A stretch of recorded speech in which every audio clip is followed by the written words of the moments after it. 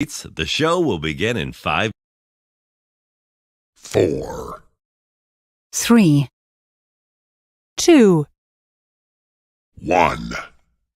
Thursday night CrossFit Talk with Scott Schweitzer and Jamie Latimer. We about to change the game. We out here taking names. Let our voices rise. Let them reach the sky. We about to change the game. We out here taking names. Let our voices rise. Let them reach the sky. Hickory, dog. Giving them all that we got. Kick them the door. Try to knock, but nobody answered. I'm going hard and taking my chances. I keep it moving. I keep advancing. Keeping it gangster. Happy Thanksgiving, everybody. What's going on?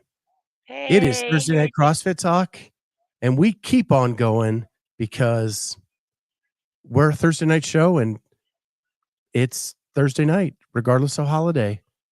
I just told Jamie I finished eating about 20 minutes ago because my daughter didn't get up to Columbus until about 40 minutes ago. So jammed in the mashed potatoes, the ham, and rolled down the steps to do the show. Yeah, well, you and I had quite different days. So what was your day my like? dinner. So, well, I did the turkey trot at 9 a.m. I had to pace my nephew. My sister was trash talking him all day yesterday that she was going to beat him. So I ran with him to make sure he stayed ahead of her, and we won. The days of the turkey trots. Yeah, we do it all the time. Like pretty much So, every year. like, the square one, that's a turkey trot. The round one, that's a turkey trot. Yeah, Is I've done a turkey trot- handful of. Is yours big there? Well, we have several. Okay. So like, so some of the suburbs have turkey trots. There's one on campus at Ohio State. There's one downtown. Like they're all over town. Oh. And some like the square medal, it's in a suburb called Dublin, and it's actually called the Flying Feather. And every finisher gets a bottle of wine. Oh my gosh. Yeah. Yeah, ours is not like that. I mean, Yeah. It's just downtown Lansing, right by the Capitol. It's a nice course. It's actually my PR course. It's a pretty fast course, and it's usually, so it's kind of hit or miss. Like sometimes it'll be snowy, cold, wet, like not great. And then sometimes it's like ideal, perfect running temperatures, which is like when I got my PR. And it was pretty good today. It was like 45 degrees or something, which is pretty good running weather. So yeah, we did that this morning, and then came home, got ready. We went to Aaron's mom's house and did dinner at like 12:30, right in time for the Lions game, which was not great. Yeah, that first quarter was atrocious if you're a Lions fan. Yeah. But yeah, our trot is like usually like, I don't know, there's like usually like 5,000 people. It's pretty, it feels like you're just in mass chaos. If you don't get up towards the start, you're just weaving in and out of people for the first mile. Yeah, like the turkey trots are pretty big. The one that goes to OSU campus is pretty massive. And the medal's like, it's actually kind of cheesy if you see it up close. And you don't get the wine at that one or anything like that, but we have one called the Finish on the 50, and it's you finish on the shoe, the Buckeye Stadium 50-yard line. That one gets like 15,000 people. Holy cow. It is insane. And I've done it like 4 years, and it's a 4-miler, not a 5K. And I actually like 4 miles better than 5K for some reason, that my body just digs them more. And running through campus, you never have a long straightaway, which is nice because I'm not a fast runner. So like if I can see out ahead and it doesn't seem to change for a long time, like that's very bad for my mental stress. So I like when you're like zigzagging and not really seeing the long run. Yeah. Yeah, totally get that. But my PR on that 4-miler, is like 41 minutes. So like I've Good. done pretty well, like around a 10-minute mile. Yeah. So but I couldn't do that today for sure. Yeah. My nephew's 13 and we got 22:40 today. The other last year or 2 years ago, he was 23:48. So we're like chipping away at those. So I told him next year we're going to break 22. My PR on that course is 19:20, but I didn't have to run that fast today. So it was nice. It was just a nice chill run for me. So the other end of the spectrum, if you're not a Lions fan, you can be a Cowboys fan, and they completely annihilated the Commanders today. Is in the same boat there. Deron Bland with his 5th interception return for a touchdown this season. Insane. Unbelievable. Yeah, we were just catching that. Michigan State played basketball, did not play well. So it's not been a good sports day for us today. Saturday, Michigan State plays. Friday night they played. Tomorrow night they play Penn State at Ford Field. Lovely. So I know a few people that are like going to Ford Field quite like Lions were today, Spartans are tomorrow, and then my high school team, which my son goes to the same school I went to, is playing in the state championship game on Sunday. So we're going. We'll be at Ford Field on Sunday. Very cool.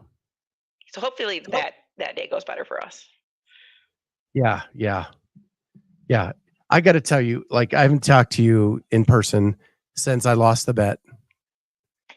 That game was nothing but a huge kick in the crotch for me. Like I was feeling so good through that game, and in 3 minutes, the Bears just took a big swing and hit me right between my two nuts. They sure and did. Hard. Oh my gosh! And now I've got to do death by squats tomorrow.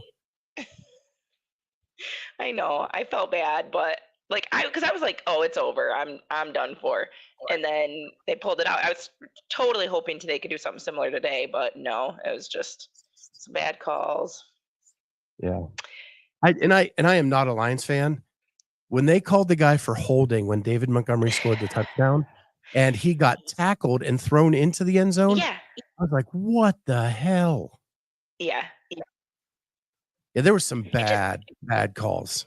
Bad calls, bad play calls too on our part. Like sometimes I'm just like, I know he's an aggressive play caller and that's fine, but I don't know. Like when they went for it on the 50 or wherever they were and turned it over, it was just like I just don't think that was the point of the game to do that. And I think that's when we lost it. I can go with all that. That fake punt was stupid. That was too many yards to do a fake punt. Let your offense try to get. If you want to go for it, let the people that are good at it do it. Absolutely. Yeah. So frustrating game. So we actually have a show to do tonight. Okay.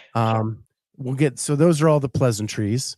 And I'm going to open it up with our rankings. We talked about it last week that we would do our rankings for the CrossFit Games.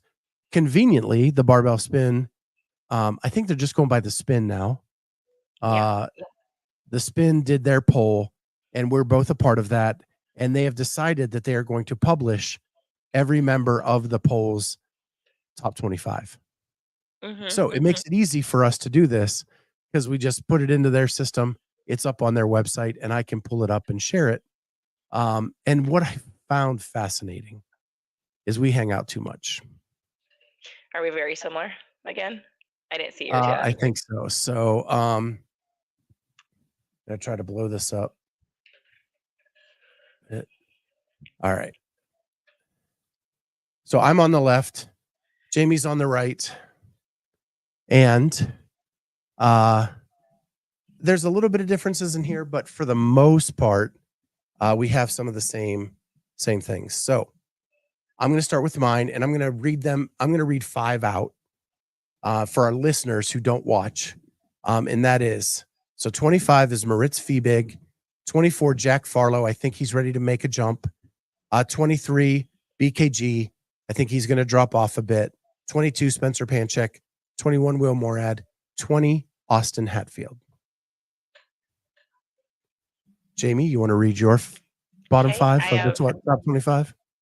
Yep. I have 25 James Sprague, 24 Austin Hatfield, 23 Nick Matthew, 22 Will Morad, 21 Bailey Martin, 20 Saxon Panchik.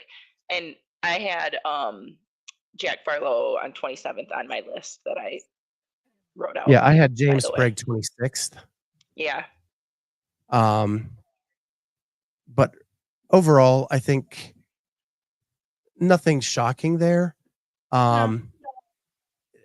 People that I have a hard time with are like Will Morad.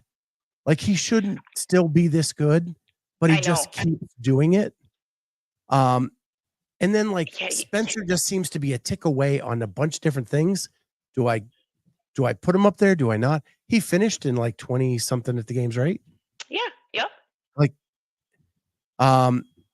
So those are the like, and Moritz Fiebig, like, he seems to hit some home runs and do Mm-hmm. pretty good sometimes. Like, it gets tough in there. It does. So then we go to the next five, and Austin Hatfield. We both had Austin Hatfield. Let's talk about that. You and I watched him at semis last year. Right. He finished number 1 in the Wadapalooza qualifier. He won Crash Crucible. Mm-hmm. And he looked good. I was there. Like, I was there to watch him in person. So yeah. Right. I only saw the feed, but in my opinion, this is the next guy coming.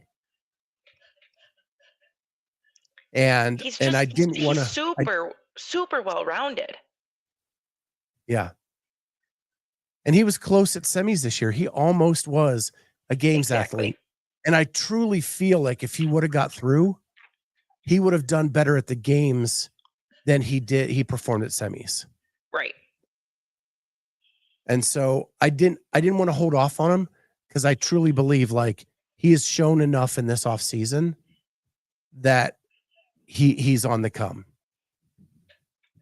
Yeah, I totally agree. So then we go down to the next five, and I had at 19 Travis Mayer, 18 Heinrich Hypalainen, at 17 Colton Mertens, 16 Jonakoski, 15 Bailey Martin. So I had Bailey a little higher than you. Yona, again, the dude's been around since like Noah. And I just don't know when. And I guess with recency bias, the injury at Rogue is like, I just can't put him back in the top 10. So that's where I am with that. Colton is a hard one for me. And then I had Travis and Heinrich up higher, but as you start building this, you're like, what? They're not better than this person, and they're not better than that person. And they just kept dropping down the list for me. Yeah. I had Heinrich a lot higher for the games, and he did not perform the way I expected. So I didn't even pick him in my top 25. Just more I need to see from him. So do you want to read your 15 through 19? Certainly. Okay, so 19th, I have Colton Mertens. 18th, Guy Mayeros. 17th, Janikowski. 16th, Spencer Panchik. And 15th, Sam Quant. Yeah, Quant's another one that's tough. I know. Is it a good year or a bad year? Yep. Well, isn't the even years the good years? So this should be coming up the good year. Yeah. Sarah, Sarah we're Cooper, going over. Yeah. Yep. We're going over Jamie and I's top 25 that we submitted to the spin poll. We said last week we were going to do our top whatever it was going to be, but it turned out that Spin is publishing them now, so it just made it easier to use what we submitted to him last week, or actually over the weekend for me to use for this discussion. So then, and this is where I had Bailey Martin. I had him a little higher than you. He's so young. Like, it's another one where he could finish even way higher or way lower. And with Ricky back in Australia, it's going to be just tough to get there. With Jay Crouch and Ricky and Bailey, like that leaves room for nobody else. Yep. I didn't, when I made my list, I didn't think too much about that, and I probably should have like only picked like, because we still don't know how many are coming out of each. They haven't really given, like, we could guess. Yeah, we don't know. I just kind of went by where we were last year. I didn't put a ton of thought into that, but in some cases I did, because when we get to the women's, there were people like I took off my list until I know more. Yeah. Well, so do you not have Guy on your list at all? I don't think I do. Fair. I mean, I think he's right on the outside, like 27, 28. That's where I had him. It's whether or not he's going to make it, right? True. He needs to perform at if he makes it, I just get this feeling he's not working on his holes. Like he always shows up and does the Guy things, but all the other things don't ever seem to be getting better. Yeah, I agree. And so I hope do we know if he's doing Wadapalooza at all in any fashion? Because I'd like to see him. Some of my picks, I tried to go with more of like who I thought right now, if there was a competition right now, like what this would be. Because I figured we're going to do this again, another poll. And so I can keep updating it as we get closer and closer, rather than, and you will see that, like, I didn't necessarily pick who I think will win the games. I picked who I thought would win right now. I thought I picked who I thought would win the games. Gotcha. Sarah says, I did a snapshot. I think I saw he is doing Waza. Okay, cool. Well, that'll be helpful. So then let's go to 10 to 14. And that's where I have 14 at Jason Hopper. And this is the guy that I said I'm done with him after the games last year. And here he is at Rogue. He does all his things. And he comes on Savon and he talks about why he's where he's at. And boom, I move him right back up the list, ready to jump into the top 10 at any moment. So burn me 7 times. 13, Sam Cornier. If he has a healthy year, I think this is where he goes. Lazar Jukic in 12th, Yella Hosta in 11th, 10, Sam Quant. Okay. I have 14 BKG, 13 Travis Mayer, 12 Jason Hopper, 11 Lazar, and 10 Yella Hosta. Again. So I left Sam off of my list. He's tough for me. Oh wow. Yeah. So that would be it. So I really like Sam. Like and that probably is why I keep giving him the benefit of the doubt over and over again. Like, we were one of the first people to ever interview. We may have done his first podcast. And his English has gotten so much better since then. And every time he sees me, he gives me a hug. Like he's just my dude. Right. And I like the guy a lot, and I'm going to give him the benefit of the doubt till he proves me wrong. Yeah. So, and Yella, I didn't like what I saw at Rogue. I was super high on him at the games. And again, he's probably just not peaking. And I need to there is some recency bias from Rogue that I probably have to get out of my system for when we do this again. So yeah, I totally agree. I feel like mine's Rogue heavy. And I actually wanted to put Travis lower because I wasn't so thrilled with his Rogue performance. But I'm hoping he took some things from that event to continue building on for this coming season. Just a couple of comments because we're kind of getting behind on those. Damien says Guy seems hard to coach. you have this language barrier too, which makes it hard to truly judge that. And I don't know. The coaching at Mayhem is really hard to see or who or how. Like, it's just a mishmash of stuff there. So it's hard. Mm-hmm. Kenneth says, ready to break your heart again, Scott. Yep, he probably will. Yellow wouldn't have made it last year with the new format, right? That is correct.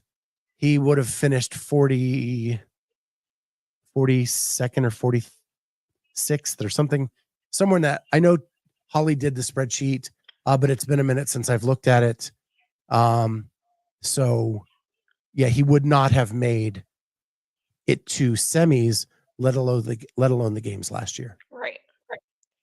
Hopefully with the couple competitions under his belt, now he, places better, does better out of quarterfinals to make it to semifinals. That's the issue at this point for him. Damien says it's understandable to hold a grudge against Jason. Same with Quant. Yeah. They're just so up and down in their career. And then Sarah, just to piggyback on that, I feel like Jason is a bit of a wild card after the games. It's crazy because I was front row for his coming out party at the MAC where he beat Justin. And he looked unstoppable. But in retrospect, the programming was perfect for him. Right. And then he has like a so-so games, and then he comes back and has a 7th at the games. And you're like, okay, him and Frazier are on the right page. They're moving in the right direction. I'm all on the Jason bus. And then boom, this year doesn't even get out of the first cut. Yeah. So the game, when there's cuts, it is like one of the biggest things I can't stand about the sport. It makes judging somebody like that nearly impossible. Like, we have no idea where he would have really stacked up. Like that year that they let wow, I can't believe I'm trying to blank on his name right now. Hunter come. I was so excited to see Hunter actually compete, because I think Hunter would do phenomenal. But you can't say you're going to give him a shot and then not actually give him a shot to complete the whole games. We don't know where he would have actually finished, and I think he would have finished great had he done the whole weekend. I kind of disagree, but I see your point. Like, he didn't, when the barbell got a little bit heavy, like, that's what killed him. And that would have killed him like the whole weekend. I don't even think that games was that heavy after that. I think he would have been fine. Well, it's the 1 rep max clean in the stadium. And I don't think cleans are that bad for him. Snatching, I think, is what's not his greatest. He wouldn't have been able to hang with that crew. Sure. So. Yeah. Kelly. Bingo. Mm-hmm. Kelly Baker made my mind up on the cuts. Yeah, exactly. And not my favorite at all. Ken also says, I feel like Sam Cornier is going to random be in the top 3 one of these years. Always seems to have a rough go when he is individual, gets sick, gets injured, etc. People don't remember, though, he was a top 10 games athlete in the COVID year. Like, he was pretty close to getting to the ranch. And that was kind of like his first spotlight opportunity, because he did all of his workouts in the barn where everybody was. And so, yeah. So now we get to the top 10 or top 9, wherever we're at now. I guess I got to go over here. So I have from 5 to 9, Jay Crouch 9th, Brent Fikowski 8th, Saxon Panchek 7th, Dallin Pepper 6th, Ricky Garrard 5th. All right. I have 9th, Chandler Smith, 8th, Jay Crouch, 7th, Dallin Pepper, 6th, Justin Medeiros, and 5th, Ricky Garrard. Chandler was my one that I was like, do I keep him in? Do I pull him out?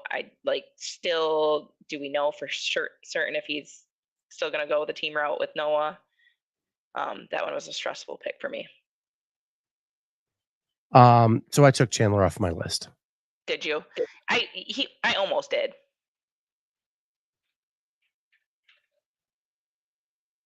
Yeah, I took Noah and Chandler off my list until I find out they're not going team. Because every indication is they are going team, and this was hard enough. So if I could take a couple people out, it just made it easier for me. Sarah, I was going to address that, Sarah. She says, Saxon high after missing last year. Hard to say, I guess. So here's my thought. In the last 5 years, Saxon has been a top 10 games athlete consistently. And I say that I think he took 11th or 12th 2 years ago. But before that, it was always like 7th, 5th, 8th, 9th. He was right in there. Mm-hmm. The only reason he doesn't make the games is because he got injured at semis and had to withdraw. I can't take him out of in my mind, as a top 10 athlete just because he got injured at semis last year. And I've known Saxon a while. I truly believe he is a better athlete when he is training by himself. He takes pride in that. There's something about the Pancheks and doing it on their own. Like, when you're around them, the first time I ever interviewed Saxon was our 6th episode on this podcast. And he said in that moment, like, he loves programming for himself. That makes him proud that he's doing it on his own. Like, Scott's not doing it for him. He's not collaborating with Spencer. He was doing his own programming at the time. And so it caught me off guard when he went to Proven. And I think at the time I thought it was a good move. He needed to get over the hump to be the fittest on earth, because that's what his goal was. He needed to be pushed. And I think that what happened is he got there and it wasn't the programming he needed to be the best he could be. And now he's made that decision to go back to programming himself and working with Facundo as a sounding board. And I think that's perfect for him. So I like him. I put him on there too. Yeah, I like him with Facundo. I know you had him down at like 20 something. That's fine. Yeah. I'll be right in the end, but that's fine. And Sarah says, fair point. Okay. Damien says Ricky too low.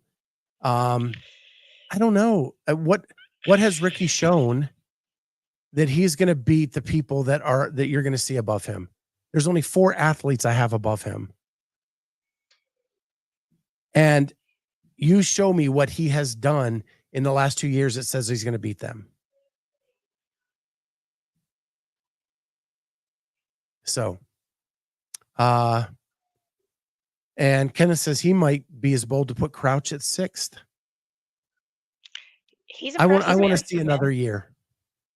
Yeah. I think top 10 is giving him a lot. He was awesome this year. He was awesome at Rogue, and I hope he builds on it. I think he's a good dude. I want to see it. We'll see.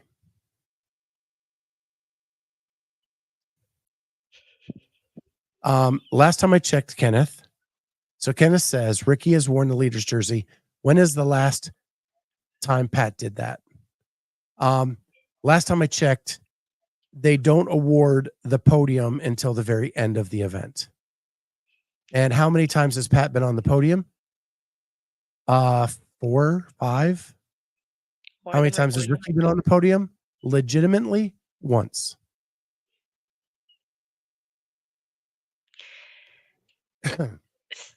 Sarah, I want to see Dalen crush it this year too, but man, he keeps letting me down. I'm a big Dallin fan. I'm a huge Dallin fan. I am too, but I keep picking him higher and he keeps underperforming. I agree. But I still gave him the benefit. We put him at 6 and 7. Like I know. we're still giving him pretty good shot at it. Carolyn is your Prevost, spot on. Mhm. leader's jersey means nothing really. The order of events also plays a role in who wears the leader's jersey. Right. Yeah. You put a swim event first and Yonakoski gets to wear the leader's jersey. Does that mean Yonakoski should be in our top 5? Yep. No. Exactly.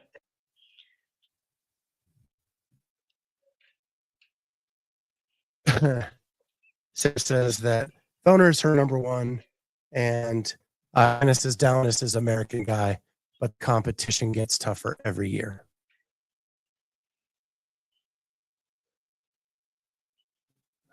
Okay. I'm having a little bit of Wi-Fi issues. Are you noticing anything? Yeah, you're getting robot-y on me. Okay. I have a lot of people in my house. Hopefully we can get through this. Did you read you didn't read your 9 to 5? Yeah, I did. Oh, you did? Yeah. Okay. Yeah, because And I here we brought go. up Chandler. So Ooh. this may shock the world. At 4, I have Roman. 3, Justin Medeiros. 2, Pat Vellner. 1, Jeff Adler. I have at 4, Roman. At 3, Brent Fikowski. 2, Jeff Adler. 1, Pat Vellner. So you have an all Canadian podium. Yep. I told you. It'd be what- cool. It would be cool what- to see. Is the Vellner pick a heart pick or a logical pick? I just think he's, well, like I said, and this is more what I think if they went competed like at Rogue or not, or in the next month or so. I'm curious to see him at Wadapalooza against, well, I guess I don't know if Jeff is doing individual, but I think Pat said he's doing both Indy and team again. So I'll be curious to see how he performs against these guys there. I think, like I've said, I think this is like probably the last shot he's going to have at it. And so I think this year is going to be spent like trying to make that dream come true. Like if it's going to happen, he's going to do it this year or in 24. Yeah. And I think actually Kenneth hits the nail on the head is it's anyone's game this year. I think it is the closest matched top 5 we may have ever seen at the games. And really anybody in the top 5 could win it. Mm-hmm. It's going to be exciting. On the men's side. I think what's shocking for me, if you've been following me at all, I have not been a Justin Medeiros lover. I know you have him way higher than me. I don't like the way he plays the consistency game. But I think he got humbled pretty good this year. And I think he's going to come barrels blazing next year. And again, I don't have him winning again, but I do think he's going to make some noise in that top 5. So I just wonder if he wasn't already somewhat humbled. Like I know he won back to back, but I think even he knew, hey, I didn't really like win any events, or like I wasn't like the clear front runner. I just was consistent enough to pull off this win. But if I want to get better, if I want to make sure I'm top of the podium, I need to like get better at, I don't know, these few things. And do you think possibly his injuries and setback was overtraining coming up to this season? Because I wonder if he went in too hard trying to make sure he was at the top of the podium again, and now we're going to be in that same boat this year.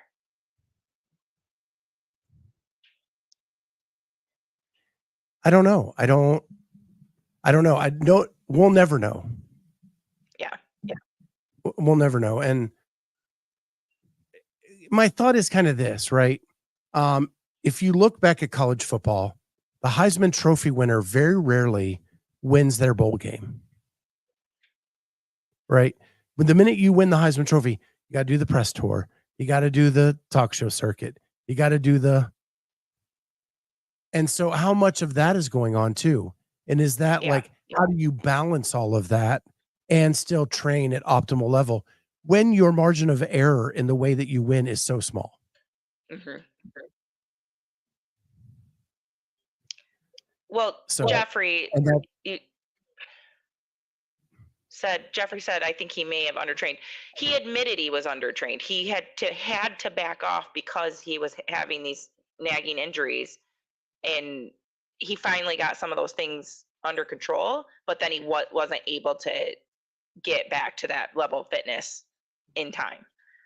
And so I just am wondering, was he overtraining to shore up some weaknesses, or was his eye off the ball the whole time? I don't know. I don't know why he was having these nagging injuries.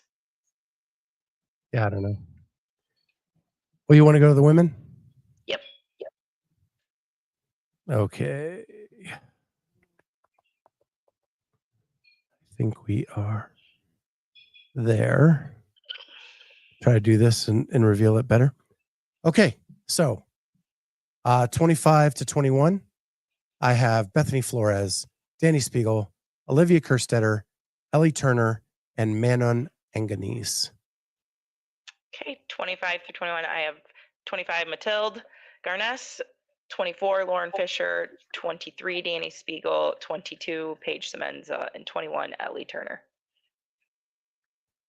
I got to tell you, your Lauren Fisher pick is pretty. I like it.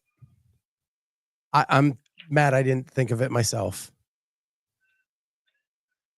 Yeah. I think with everything, with her mom and everything, I think she's dialed in this year. I agree. The way she performed at Rogue until the end of the weekend, when it probably was fatigue with everything she had dealt with coming in. She came out hot in the first couple events. And then by Sunday, she just, I think, was fatigued. But she looked really good. I was impressed. Yeah. So I love that pick by you. And I'm sad I didn't make it myself. Well, she wasn't on the list. You had to write her in. Yeah. That's what I'm saying. Yeah. And I was, when he went over the list, I don't remember seeing her in the honorable mentions. So I don't know. Yeah. Because I can't imagine I was the only one that wrote her in. I remember seeing Mathilde with 1 point, and I was like, oh, that's me.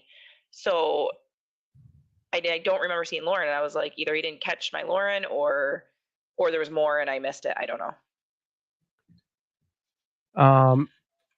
People calling you out. Dang, Jamie, I thought you were a Paige Semenza fan.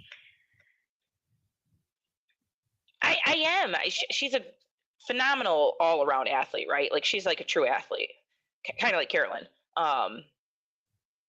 Exactly like Carolyn. Yeah, there's just she's coming out of that. There's just too many. There's so many girls in North America that it's so hard. It's so hard. Damien says, could Fisher one day be the longest running competitor? She sure could. Annie's got to stop at some point. But sure. I'll tell you now, before we even get into this list, I did not rank Mal. I did not rank Haley. I have Mal and Haley 26 and 27 on my list. That, like, for us, yes, I didn't either. Until I know they're competing. Absolutely. Yep. So then my 20 to 16 is Christine Kohlenbrander, Karen Freyova, Annika Greer, Elisa Fuliano, Emma Tall. Okay. I have 20 Bethany Flores, 19 Manon Anganese, 18 Christine Kohlenbrander, 17 Brooke Wells, 16 Olivia Kerstetter. So you had Kerstetter at 16. I had her at 23. Yeah. This is where I struggle with her is I personally am not seeing growth outside of the strength events. I rely on you as my analyst to like see those things. Do you see more growth in that than I'm seeing? I don't know if I do. She's a weird one because I don't know why I have her quite this high. I do think she can beat a handful of these ladies. Like I think like her and Christine could kind of go back and forth. And Brooke is, I just don't know. Like I don't know where she's at, right? Yeah. But I think depending on where the sport goes, with if it keeps pushing the bigger, strong athletes, I think that's going to go in Olivia's favor. So that's kind of why I have her there, just because it seems to be trending that way. So Sarah asks, I think she's asking me, Annika, because you didn't put Annika on. Annika above Danny? Yes. The only way Danny gets ahead of Annika is if it is a strength biased games. Annika is a far better, well-rounded athlete than Danny is. Neither one of them made it to the games last year. Annika missed it by that much.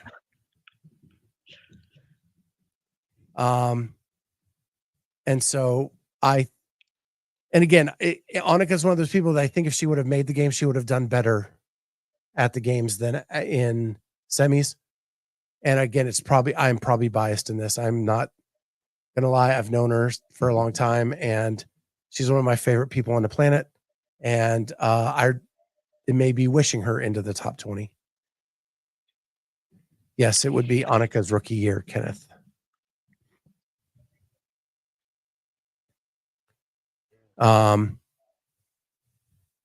So yeah, Brooke Wells at 17. That kind of surprises me from you. I mean, if she makes it, yeah, she's probably going to end up further up. But I don't know what's going on over at HWPO. We haven't seen anything going on training wise with her. So again, This is the way I did it was more of a snapshot today. If they all walked out on the floor, where would they finish? And I don't know enough about her training right now to even make that decision. I had a hard time putting Danny on my list at all. Ken, I saw that you commented on that. She broke both of our top 25. The thing is and she has this stigma of being not a good mover because of the Hiller videos, right? She is a good mover. Like if you watch that over under and the way she slid under that and jumped over that, she has athleticism. Like you can't deny that. It's all about her commitment to the sport at that moment and injury.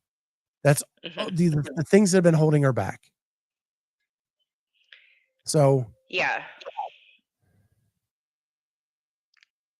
I know why Hiller uses her as an example, because she has over 1 million subscribers and is a needle mover to the nth degree. But she is not the worst mover in the sport by far. She's not. No, and it's not even that she's necessarily a bad mover. It's that she tries. I think she's trying to shorten the range of motion and trying to cheat the reps to move quicker or avoid, like with the ring muscle. It's for her. It's always squat. She's just trying to move too fast. Her hamstrings, whatever, everything gets in the way. I don't know. She's just trying to move too fast. And same with ring muscle ups. Like just easier. It's way easier to do the push away, and she always gets away with it, so she's going to keep doing it. So I don't know. It's not like she's clearly a great mover. She wouldn't get the lifts she gets. She moves a barbell incredible. She can squat fine. She just doesn't always go as low as we would like. Yeah, but there are a lot of people that push that line. Yes. Yeah. A lot. So anyway, we can move on from that. A couple questions out here. Someone made the comment that Boz is programming semis. Boz programmed semis last year, and I would not say that was gymnastics bias. No.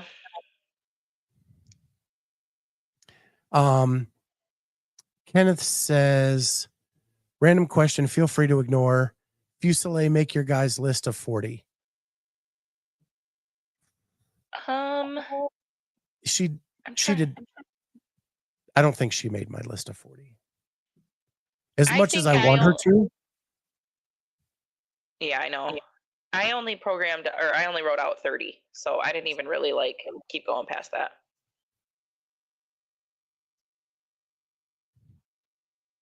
Yeah, she is getting stronger. And I truly believe she's going to get back to the games. Is it 24? I don't know. But that girl is putting in the work. Yeah, agreed. And one more thing with Danny, she is fit and capable. She's better than Tudor, because she's actually somewhat fit, and she can hang in many of the events.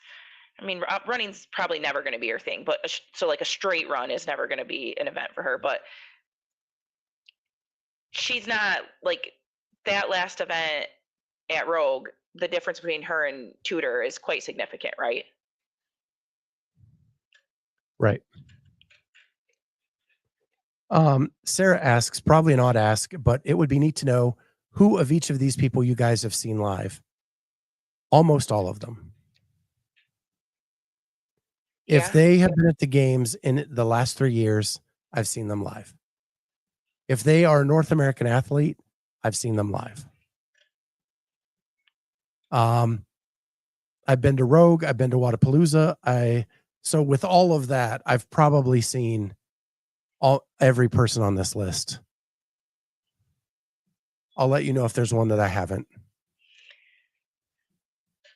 Yeah. But that's a great question. Yeah. So we go to 11 to 15. And for me, 15, Amanda Barnhart, 14, Paige Semenza, 13, Katrin Davidsdottir, 12, Shelby Neal, 11, Emily Rolfe.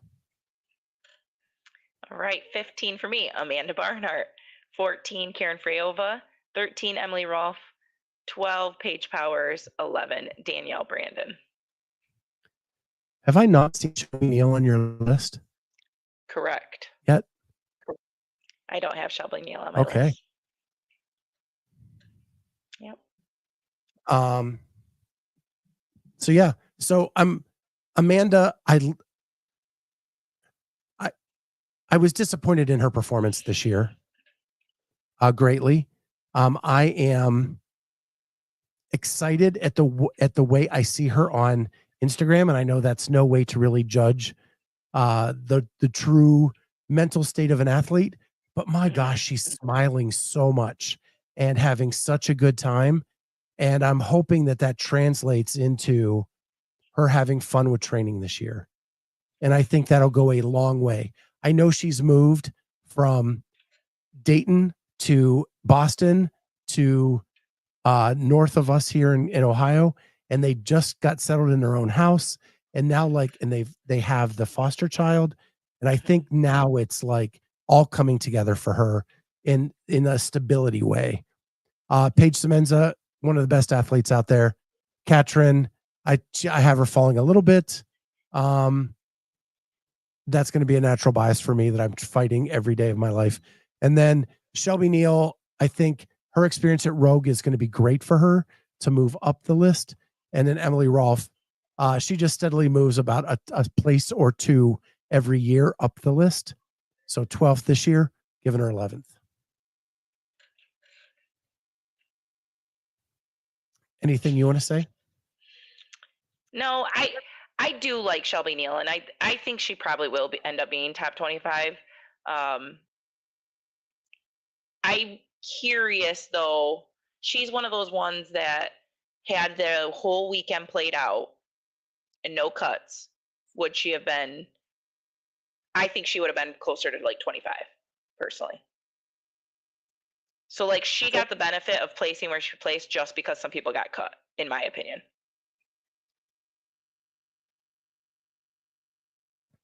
Who, if there were no cuts, does Kelly overtake her at the end on the final day? I think so. Mm-hmm. Yeah. Okay. All right. Now we're into the top 10. So 6 to 10. So 10, I have Danielle Brandon. 9, Paige Powers. 8, Gabby McGowan. 7, Emma Carey. 6, Alexis Raptis. Okay, I have 10, Emma Tull. 9, Katrin. 8, Emma Carey. 7, Ariel Lowen. 6, Alexis Raptis. And this is very similar to what the games finishes were this year. Yeah. At this point. So I know Emma Tull got injured at the end of the games. And she finished 13th, 11th, somewhere in that range. It would not surprise me that she does pop up into the top 10. She is a phenomenal athlete. And like watching her live move those sleds in alpaca or like insane. Yeah, that event was insane. You drop Ariel from podium to 6th, 7th. Yeah, I know. I don't know. The other girls just, I think they're coming on hot. And then we will finish the top 5. Kenneth, you thought we were close. Wait till you see this. 5, Ariel Lowen for me. Alex Kazan 4th. Emma Lawson 3rd. Tia 2nd. Laura 1st. I have 5, Gabby McGowan. 4, Alex Kazan. 3, Emma Lawson. 2, Tia. 1, Laura. Breaks my heart.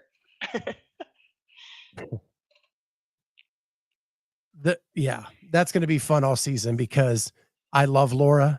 You are not a Laura fan. We battle all the time when they're going. So yeah, this is going to be fun. I just think the confidence that Laura got from Rogue is going to help her get past a lot of things. Yeah. And again, she just won the freaking Olympic weightlifting championship of her country. I know. My question for this is just off the cuff. When Tia did that, it was everywhere. Everybody was talking about how Tia, not only a CrossFitter, but she won the weightlifting and she's going to the Olympics and blah, blah, blah. When Laura does it, I saw one post about it. Yeah. That's ridiculous. Ugh. Yeah. I almost feel like you have to be in the know to have seen it. It's just ridiculous. Anyway, it's how this sport is covered. Tia is the top of the mountain. She will be covered on everything, every way, every how. If you're not, it's hit or miss. And it doesn't help Laura that she is cantankerous against media. Yeah. But Damien says, can Raptis get her illness under control? Hate to see her struggle. I think I have known people that have had the illness. It is possible to get it under control. I think she left the United States and went to a country where she couldn't control her surroundings completely, and it really jacked her up. I think given a few months to recover, she'll be fine.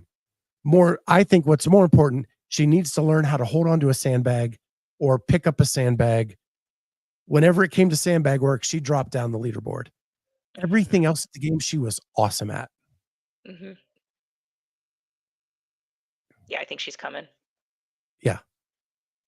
And by the time we get to the games, I may have her up in the top 5. Yeah.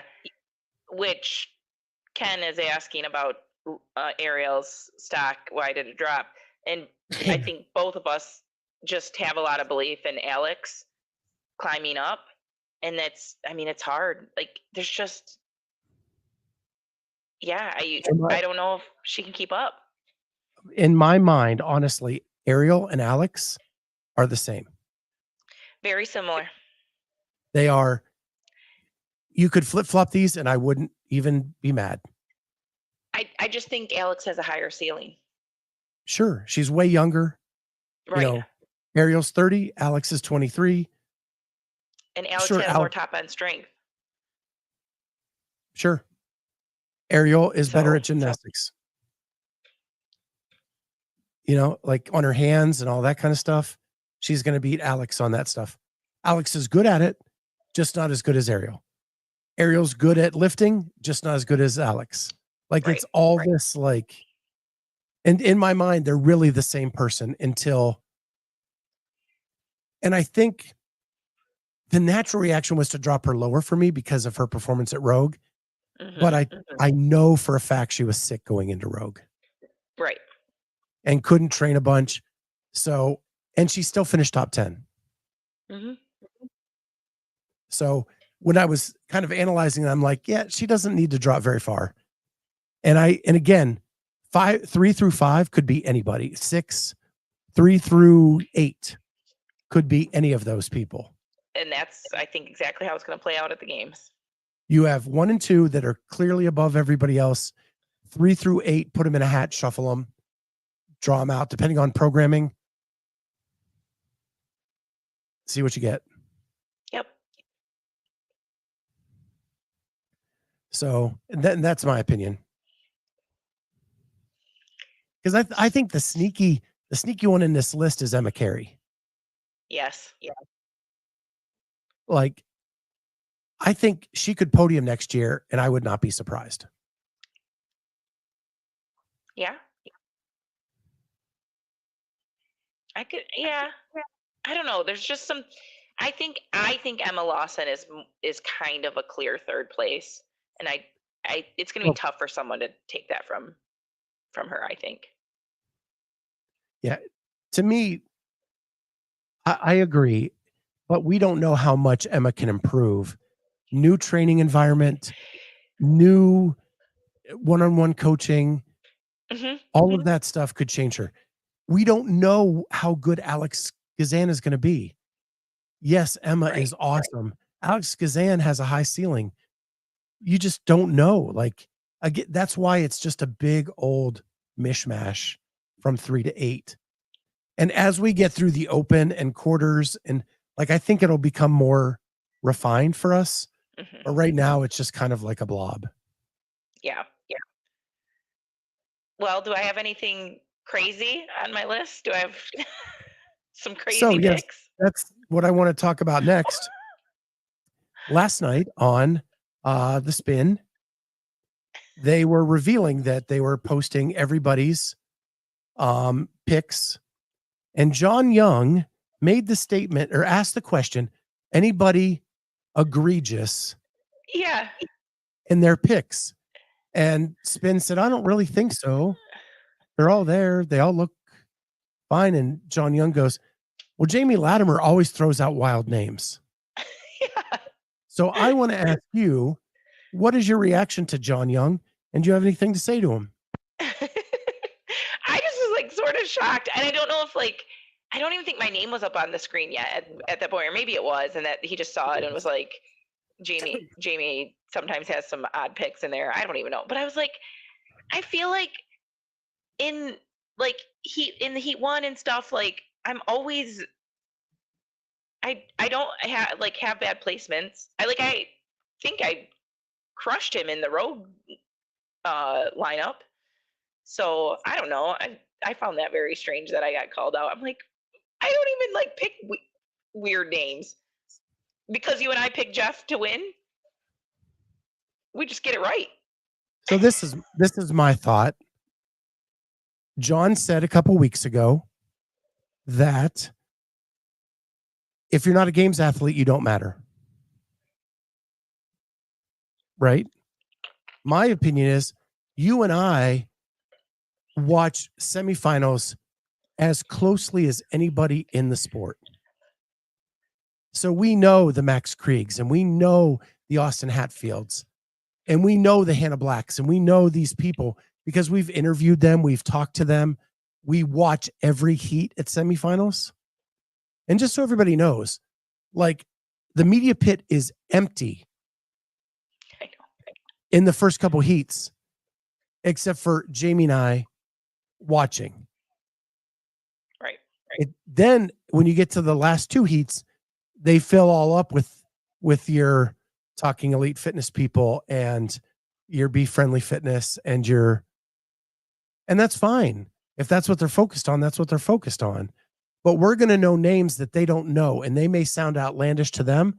They're not outlandish to us. We knew Austin Hatfield was going to compete this year before we ever saw the Wadapalooza results or the Crash Crucible results. And that's why he's on our list. And he's probably not on John Young's list. Or maybe he is now because of Wadapalooza and Crash. Right. Yeah, I do think he has them now. And yeah, that may be what he's saying is like, maybe we do have some random semi-final athletes that we throw on our lists. But I don't think we're necessarily ever like wrong or way out of left field with these picks that we have.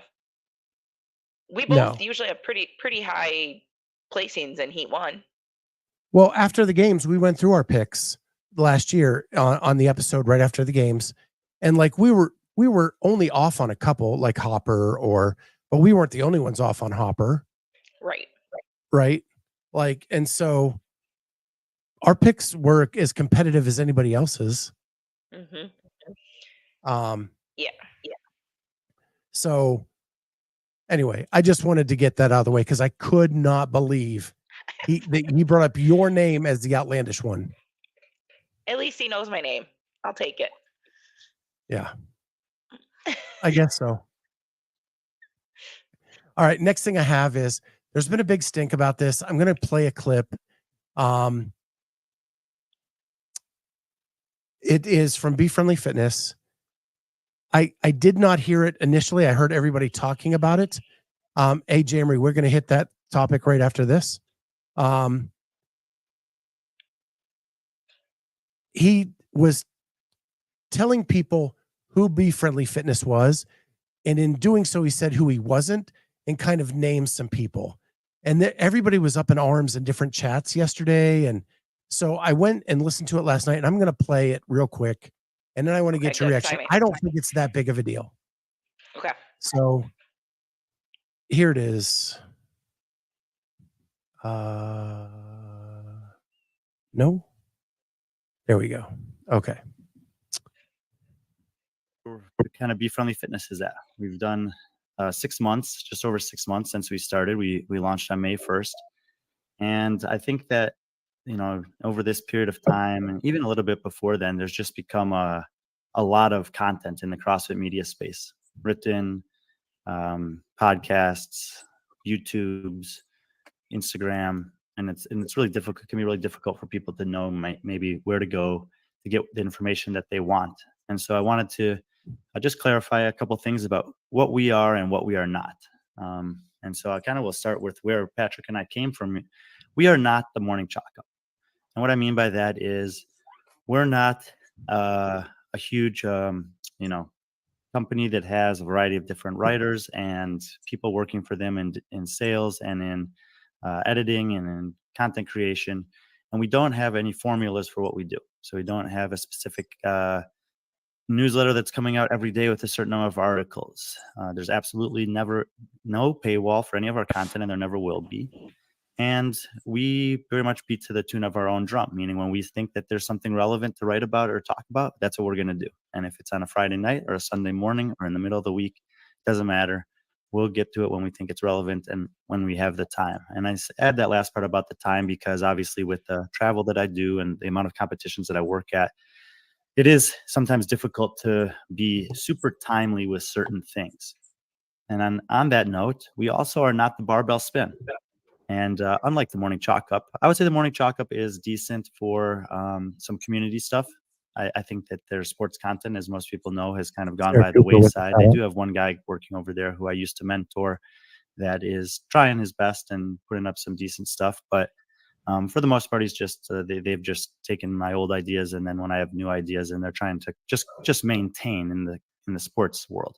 But they do have some community involvement, and there's probably still the best and leaders in that regard. So if you like the community stuff, I would direct you to the Morning Chalk Up. We're not going to cover a ton of that here. We do some of it. If you guys missed it last week, we had a man on who's doing a ride for a charity cause with the kids in Haiti. And, when things like that cross our paths, we're certainly entertaining to those ideas and conversations, but it's not the main focus for us. Barbell Spin is where you can probably go to get the fastest information at a very surface level about what's happening in the CrossFit world. They'll be fast. The guy who, Brian over there, he has a great full-time job from my understanding, and he's by computer most of the day. And it's very easy for him to kind of sit there and check in with everything that's going on. And Wad Zombie. And, he turns out stuff pretty quickly. So like, for example, he posted an article informing about what happened at the German Throwdown and the Charlotte Classic. We're not going to just put out these articles that often that just say what happened there. We'll probably, I will write about the Charlotte Classic as part of the World Tour stop that I'm on, but it'll give a lot more thoughtful insight into what I observed and learned through that experience than just who the winners were. So I think that's enough. I think that was the most egregious thing he said that I can pick up is that he called the barbell spin surface level. And I think all he was trying to say was they're going to report the news. And he could have said it in a way that just was, they're going to report the news. They're going to tell you the facts of what happened. We're going to go in depth and do more editorial, more behind the scenes looks, more like that. Right. Yeah. It would have just sounded better, but it didn't really affect me at all the way it was done. I thought it sounded fine. I can't even imagine that Spin would take offense to hearing that. Yeah, I didn't hear from Spin. It was people in the chats of different podcasts yesterday. It was mentioned with Hiller and Pedro on Coffee Pods and Wads. But I didn't really take too much into it. He goes on to say that when they started this, he thought that they would have 1,000 Patreon subscribers because they don't have a paywall, but he thought people would support him from the community that he's met across the world, blah, blah, blah. One, I think Patreon is an antiquated way to do things these days. And he did work with Talking Elite Fitness to some degree. They were one of the initial users of Patreon and probably have a ton of Patreon subscribers back when that was a thing. And they were one of the few content creators in the space. We don't have a paywall either. I've wrestled with it. I don't find any of it fair to do that to our listeners. I just want to be here, entertain, do what we can. The only thing we do is we have subscribers and members. And if you want to join the membership, that helps us out, helps us make trips, helps us do all those things that we do so we can do wrap-up shows from different places. But other than that, I'm like Brian. I don't want to pay I don't want to charge anybody for anything. But if you feel like you want to donate, you can join the channel, and for as low as $3 a month. That's it. And for the most part, Brian and I have been really good friends over the years, and I didn't find anything offensive in that at all. I didn't find anything offensive in it. I haven't heard any of this. So yeah, this was all news to me, and just hearing that clip, and I'll have to go listen to his whole thing, but from what I just heard, it's not much longer than that. And then they actually go into like topics after that. So he only names two. He only names 2 other podcasts. I think he might name one more. Oh, he talks about programming podcasts. That's not them. He said there are several of them out there. There's really only 2. There's Shut Up Yeah. and Scribble, and there's Get With the Programming. Mm-hmm. And they're not that. I think it comes off better if you just say who you are than comparing yourself to everybody else and who you're not. Sure. Because I mean, he's throwing out he's at least mentioning other podcasts. Like, he didn't say they were bad. Like, if I want to get news fast, then maybe I would want to follow Spin because of what he said. Like, oh, well, Spin's going to get me news quicker. Like, he didn't say anything bad about anybody. No, and he said something about Savon, about how if you want an in-depth interview, go to Savon.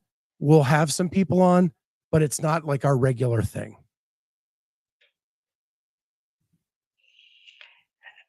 So anyway. Seemed just fine to me. Yeah. Yeah. Just people trying to stir the pot, I think, for content. Yep. I thought everything was, no news here. But I was watching Hiller on Pedro yesterday, and like the comments were just, people were losing their minds. It seemed like, and then the way Pedro explained it, he seemed very like off put, and maybe it was just, Hiller kept him on so long, like it got to Pedro's bedtime in Ireland, and it could have been just the time of day. So anyway, so we're going to finish up with the Triple Crown. I have a quick clip.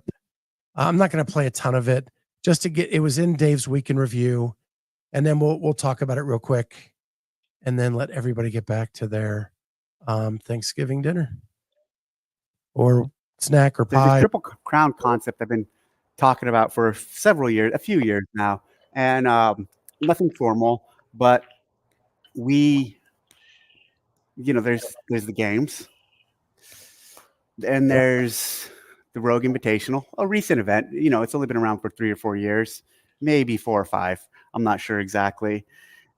Then there's Wadapalooza, and there was Dubai Fitness Challenge. I don't know if they're still running, but those two, Dubai Fitness Challenge and Wadapalooza, have been around for a very long time.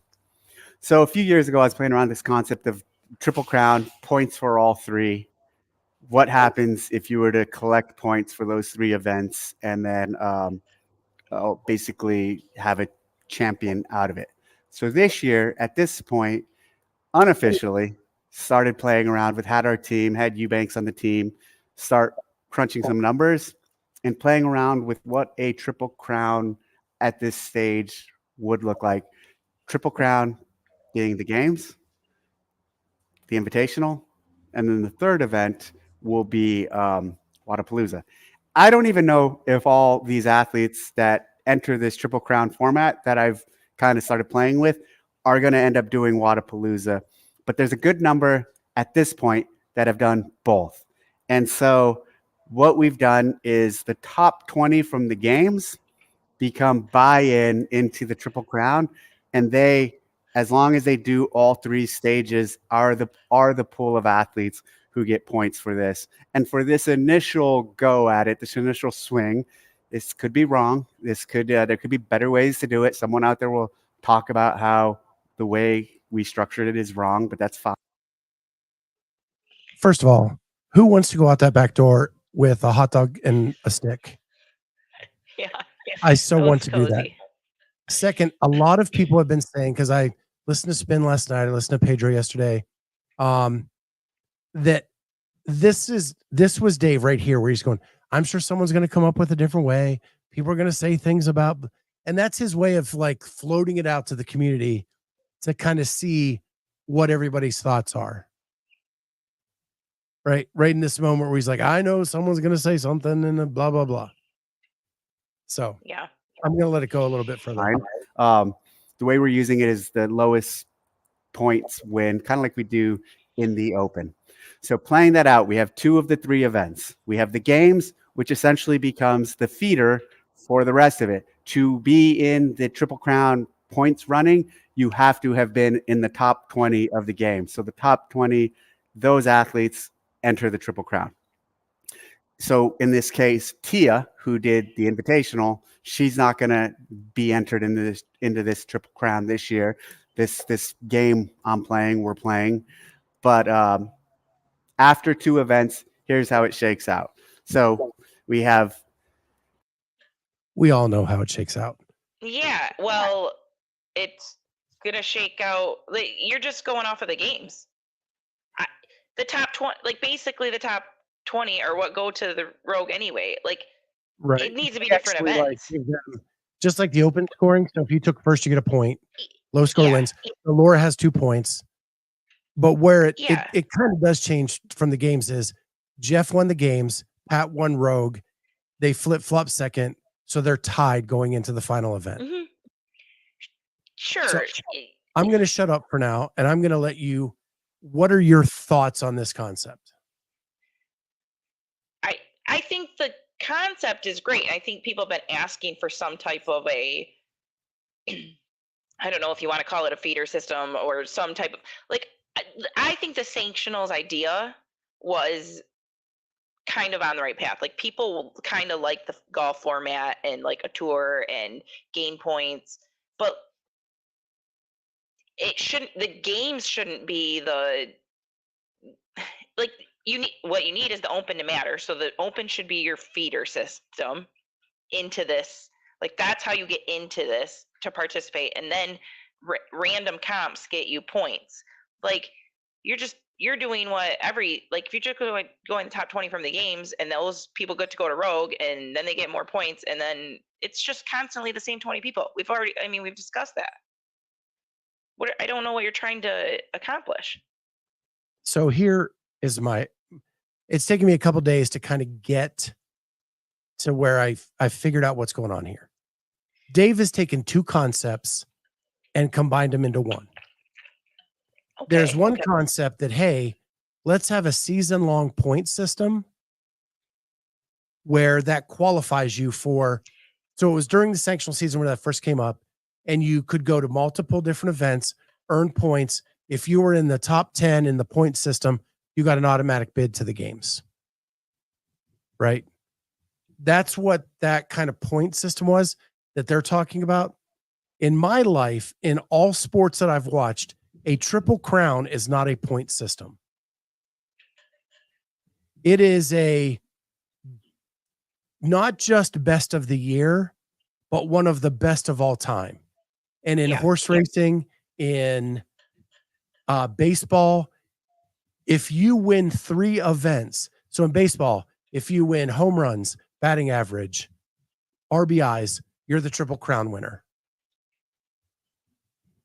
Horse racing, if you win the Kentucky Derby, the Belmont, and whatever the other one is, you win the Triple Crown. To win the Triple Crown, you have to win 3 events. And if you're doing a true Triple Crown, I don't care if you put the games in it. Can the games winner win the other 2 events and then become the Triple Crown winner? Okay. Right. Tennis, they have a Grand Slam. It's the same concept. It's just 4 events instead of 3. Right. Wimbledon, French, Australian, US. If you win all those, you win the Grand Slam. And then that puts you in like an upper echelon of someone who's even better than just winning the season. Right. And I love that concept. Like, if you had a bonus, and the way it would work is you would have like an insurance company back it, because it wouldn't get paid out every year. If someone won the games, Rogue, and Wadapalooza, they'd win the Triple Crown and they win this bonus prize. But it doesn't mean someone wins it every year. It could be 10 years before someone wins it. Yeah, I see what you're saying. Right. Yeah, you really want the winner. You don't want just because Pat and Jeff both have 3 points right now. Like, it doesn't even matter. They're both out, disqualified because they both took a second. The only person that qualified at this point is Laura. Right. Laura won the games. Laura won Rogue. If she can go win Wadapalooza, she's a Triple Crown winner. If she doesn't win Rogue, nobody wins the Triple Crown. Now, if you want to do a season points championship, that's a different story. Right. Agreed. And that I don't think should be messed with the games. That means the game should be something separate. This is something different and over here on the other side. And I think where that would work the best is if we, like we talked about, coming up with these mid-major competitions, not Wadapalooza, not Rogue, because those are by invite pretty much. A handful of qualifiers, unless you use like the RX division from Rogue or from Wadapalooza. But like Crash and the one Metcon Rush and Charlotte Classic and so on and so on. There's a billion of them that go on in the year. And there's a lot of those semifinal athletes that do a bunch of those events, and they should be able to earn points through that as kind of like your feeder system to kind of see who's moving up, who's coming into that elite level. And if you want to put like an automatic bid to semifinals or an automatic bid to some part in the games, that might make it really cool. Yeah. In a way,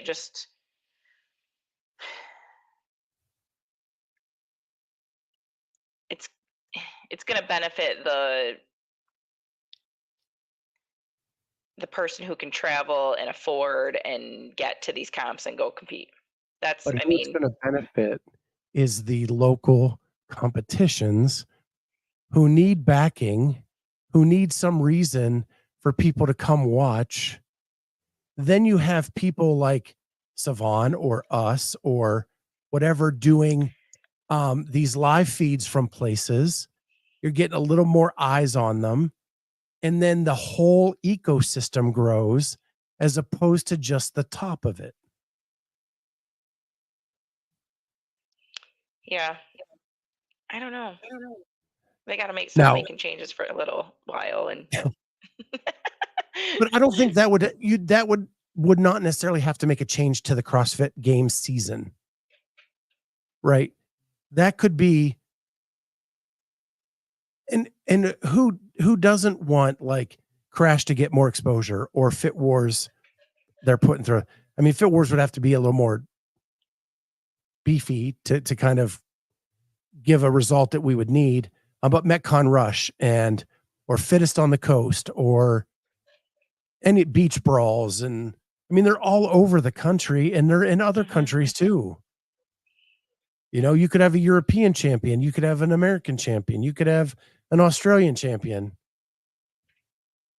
of these, like this lower level of competition. And you're then training event organizers, you're training event directors, you're training people that can help out in the ecosystem with others.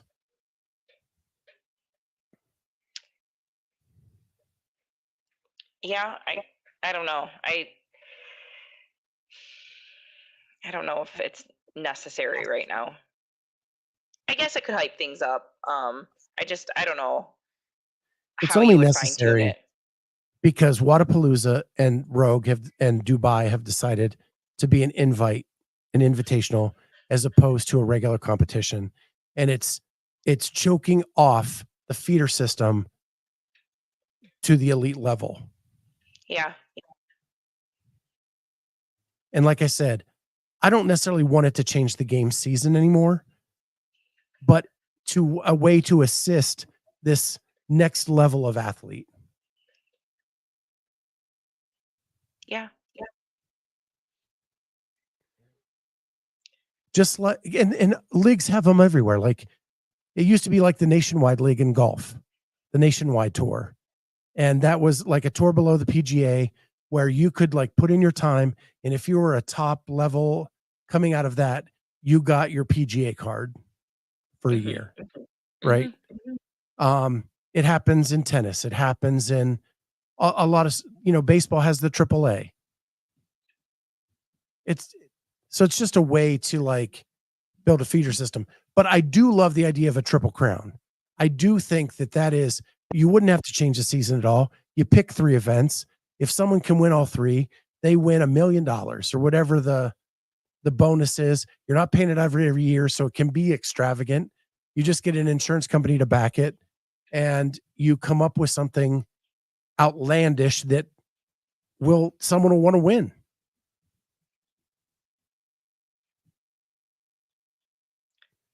Yeah. And it doesn't change the game season. It doesn't change Wadapalooza. They do things the way they've always done. It's just this outside entity has labeled the 3 the Triple Crown, and someone can win a buku amount of money. I feel like there'd be, I don't know what kind of insurance company would be willing to back that without like some oversight on the programmer of those events. As I feel like there'd be a way Oh, to I know like what you're saying. inhibit that from happening that they would want to put in place. Like they would want Rogue to be extra heavy, so probably, and then they would want Wadapalooza to be extra gymnastics, so that the likelihood that it's the same winner is low.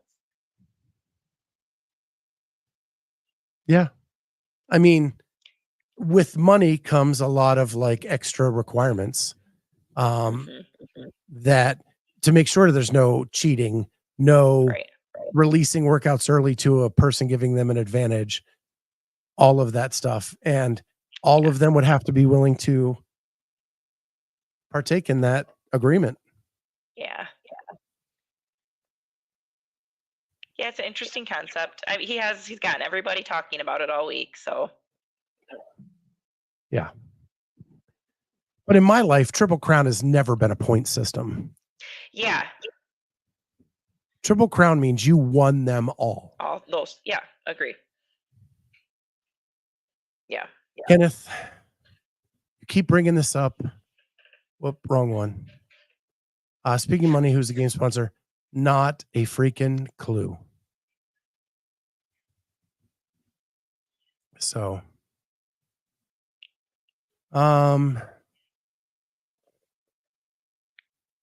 Jeffrey Birchfield said Geico should be the insurance company, and he can see the gecko now doing ring muscle ups.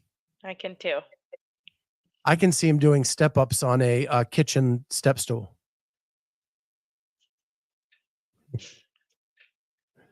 With a backpack on. Mm-hmm. Yeah. Oh, wait. Only one person can do that. That is Superman, Jeffrey Birchfield. Well, that's all I got. That's a lot. We talked a lot tonight.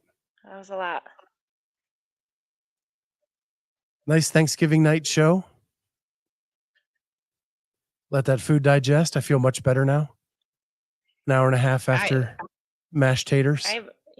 I haven't eaten since like 2:30. I'm hungry. I need a second dinner. All right. Well, with that, I will let Jamie go eat. And we will. Thank you, everybody in the chat. You guys have been awesome tonight. You guys have been such good participants and moving the conversation along. We love that you're here doing that. Appreciate you so much. I am thankful every day that I have an audience like this. I'm thankful every day that I have a co-host like Jamie. And with that, have a great Thanksgiving night. I have to go to work tomorrow. So we'll see everybody next time on Thursday night CrossFit Talk. Bye, guys. We're about to change the game.